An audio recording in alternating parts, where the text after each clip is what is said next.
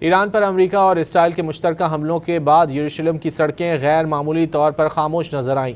Video میں دیکھا جا سکتا ہے کہ یافا اسٹریٹ جو یروشلم کی اہم تجارتی گلی ہے وہاں پر زیادہ تر دکانیں بند ہیں جو عام دنوں میں خریداری کرنے والوں اور دکانداروں سے بھری رہتی ہیں۔ سڑک پر محدود لوگ نظر آئے جبکہ پولیس کی بھاری نفری میں واضح اضافہ دیکھا گیا ہے۔ ایران پر امریکہ اور اسرائیل کے مشترکہ حملوں کے بعد یروشلم کی سڑکیں غیر معمولی طور پر خاموش نظر آئیں۔ ویڈیو میں دیکھا جا سکتا ہے کہ یافا اسٹریٹ جو یروشلم کی اہم تجارتی گلی ہے وہاں پر زیادہ تر دکانیں بند ہیں جو عام دنوں میں خریداری کرنے والوں اور دکانداروں سے بھری رہتی ہیں۔ سڑک پر محدود لوگ نظر آئے جبکہ پولیس کی بھاری نفری میں واضح اضافہ دیکھا گیا ہے۔ ایران پر امریکہ اور اسرائیل کے مشترکہ حملوں کے بعد یروشلم کی سڑکیں غیر معمولی طور پر خاموش نظر آئیں۔